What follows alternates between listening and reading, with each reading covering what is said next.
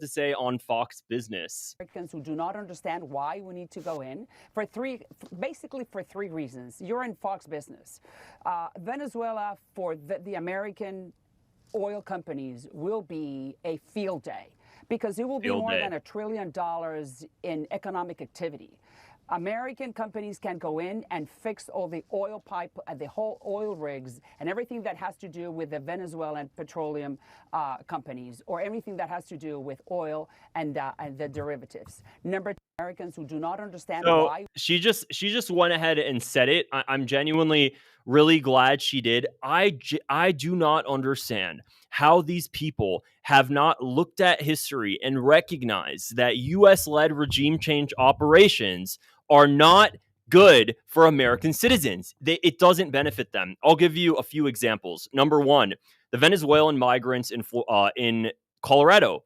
The Venezuelan migrants in Colorado over the past few years, especially during Joe Biden's administration, massive amounts of Venezuelan migrants, about, I believe, 80,000, came to Denver, Colorado. Why? Well, because during Trump's term in office, prior to that, Trump put crazy sanctions on Venezuela, destroyed the economy, and it led to a refugee crisis of 8 million Venezuelans to the surrounding South American countries.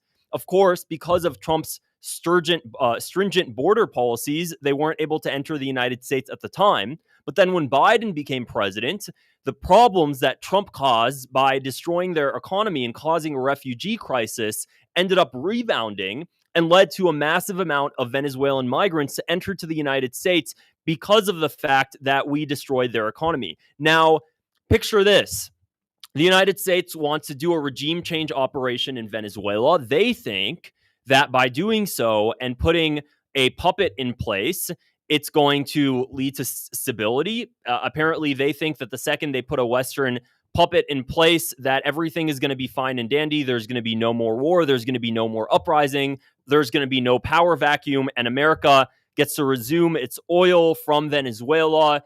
It gets to resume refining the crude oil from Venezuela at American oil refineries here in the Gulf of America. That's what they're hoping that by doing regime change operation in Venezuela will lead to.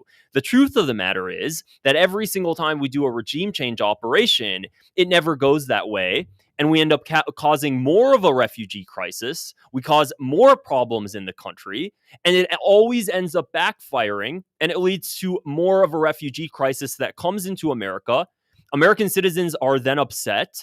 They begin to blame their politicians without recognizing that it's our policies from the beginning that led to that problem. Now, with that being said, people are going to be like, wow, you're sucking up to Maduro.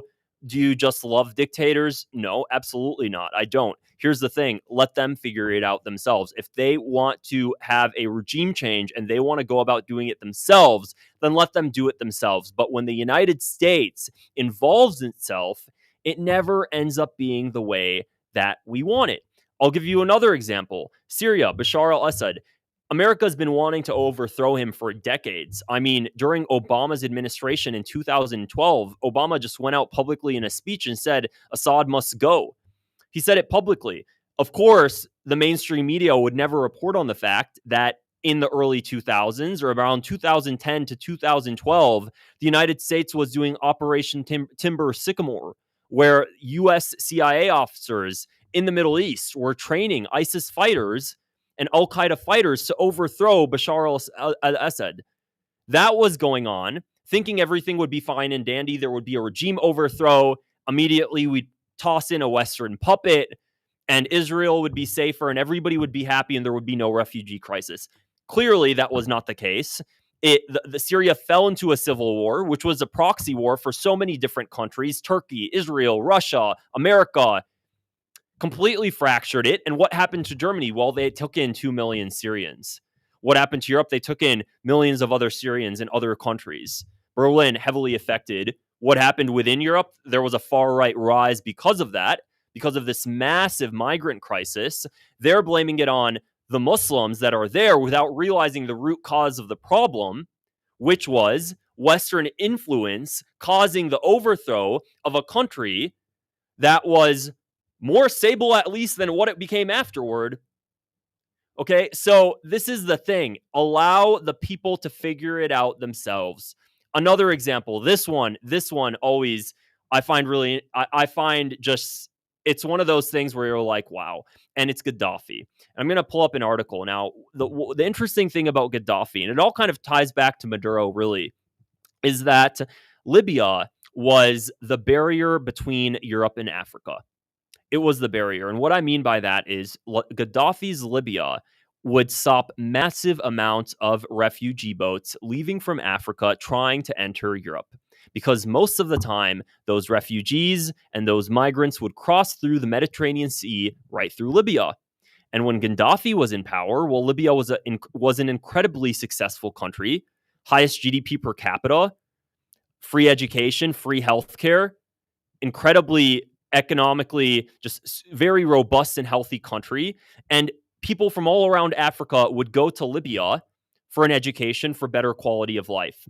Not only that, though, the Italians loved Libya. They loved the deal they had with Libya, is actually a more specific way to put it. Why?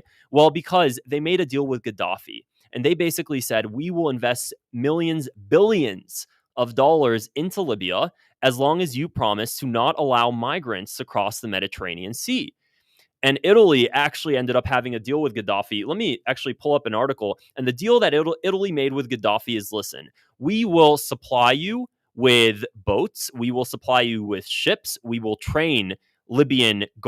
We will train the Libyan army to stop migrants from crossing. And in return, you just have to promise to make sure you don't allow migrant boats to enter Europe. And we're both happy. You'll solve the migrant crisis, and we'll solve the migrant crisis, and you'll get billions of dollars. Let me pull it up. Italy Gaddafi migrant deal. Now, this worked out great. It worked out really, really good. It was called the Treaty of Friendship. Let me pull up an article here, and it worked out really well for Italy. They loved it. It was working out. Migrant transfers plummeted during his time. Let me just go ahead and share this tab here so you guys can see it. And then, of course, what happened? Well, there was a regime change in Libya that was backed by the CIA, the Mossad, and of course, NATO forces ended up overthrowing Gaddafi. And it was called, here it is, the Treaty of Friendship, refers to a 2008 deal, partnership and cooperation between Italy and Libya, under which Libya agreed to prevent illegal migration in exchange for a $5 billion Italian investment and an apology for colonial-era actions. That was going on back in 2008. And it goes on and it says, the deal struck by prime ministers included joint maritime patrols to intercept migrants at sea. However, human rights groups criticized the deal, citing potential violations of migrant rights and the risks of returning them to Libya, which lacked a functioning asylum system. It goes on. We end up, the United States, the Western powers, ends up overthrowing Gaddafi by the uprisings, contributing, the NATO bombings. And what happens? Libya goes from being one of the most successful countries in Africa, highest GDP per capita, okay? One of the most successful countries that people from all around Africa would go to one of the most poor, broken, destroyed countries in all of Africa. Modern day slavery literally arises back in Libya. Modern day slavery. And what ends up happening to the Europeans? Well, after we destroyed and wiped out Gaddafi, and we assisted in doing it, although we say that it happened, the country did it itself, and the Western powers had no influence, and we used NATO forces to save them because of human rights violations. That's the propaganda you be fed, as if it wasn't for oil interests. That's a huge one. Same thing with Maduro, which we'll get into in a second here. What ended up happening after is the migrant refugee crisis from Libya to Europe skyrocketed. Tens of thousands, hundreds of thousands of refugees per year after Gaddafi's fall, because there was nobody there to stop them anymore. The Italians were flooded with migrants because they had a deal with Gaddafi, and Gaddafi was no longer there. There was no central government in Libya. Definitely not one capable of stopping the migrant transfers. So the $1 billion investment deal, all of it goes down the drain. And ultimately, Who's affected? Well, it ends up being the Italian citizens that aren't happy with the influx of migrants. And it contributes, of course, to the far-right rise, the similar far-right rise that we're seeing in Germany because of the asylum seekers, without recognizing the root cause of it was Western actions to topple dictators that they feel shouldn't be there. They want to install a puppet. Israel is pushing also for that sort of action because it benefits both parties. It benefits, of course, the Western powers that want the oil, and it benefits Israel that wants to get rid of them to make sure it has no enemies that support Palestine. So we go in, and of course, what happens? We toss British Petroleum in there. We toss all of these big oil refinery companies, and they go in, and they're happy, and American citizens and European citizens and everybody else ends up eating the consequence of that. And we blame leaders hoping that by electing a right-wing politician, that would solve the migrant crisis without realizing that that right-wing politician you elected, hoping to solve the migrant crisis, is getting ready and drooling at the idea of causing another dictator to collapse and redoing the same thing over and over and over and over and over again.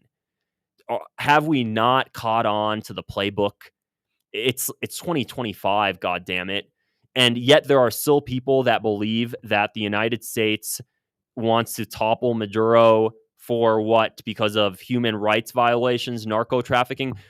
Even if all of those things would be true, again, this is not to endorse these individuals to make them seem like they're innocent dictators or they're great people. Syrians hated Assad. So many Syrians hated Assad, brutally hurt by his regime, brutally murdered by his regime. Same thing with Libya. Same thing with Venezuela. The thing that matters is, though, why does the United States have to involve itself? It doesn't work out when there is foreign involvement. It backfires. So we're going to see how things end up taking place with Maduro. We're going to see what the United States does. You know, the CIA is salivating at the idea of going to war there or doing a regime change operation. Now, of course, the CIA and the, I guess, deep state, as you would call it, is hoping that it happens smoothly. The reason that Trump implemented those sanctions, by the way, on Venezuela is Trump was hoping that by implementing the sanctions, it would cause economic collapse and civil unrest, and they would be able to, within the ensuing civil unrest, topple over the regime. That was the plan for the sanctions. That was the aim. That was the hope. It didn't end up working, and somehow Maduro still stuck onto power. So now this term, Trump is like, well, damn, I thought that implementing the sanctions, causing a crashed economy and civil unrest would be enough to topple over the dictator. Didn't seem like it's going to work. So the CIA is now like, okay, we got to level it up. We're going to go in. We're going to perform some sort of covert operations, get the propaganda going on these narco extremists that are trafficking drugs into the United States, push it into the American media, and that'll justify it. And then we'll be able to topple him over. And hopefully we can install a Western puppet like Maria Machado, who I previously made a video on, super pro-Israel, of course, because what they've noticed, what anybody in any of these countries notice is that if you want to be the chosen puppet after they topple over the dictator, all you have to do is pledge allegiance to Israel. Doesn't matter where you live, what country you're in, anywhere in the world. Apparently, Israel is the key to being that puppet. literally, just that's the key. Search up Maria Machado, or watch my previous video on it. I'll tag it somewhere up here or in the comments or in the description so you can see it. So that's really it for this video, guys. We'll see how things unfold moving forward. If you found this video interesting, please click the subscribe button below. It helps my channel grow, and give it a thumbs up as well. Otherwise, I'll see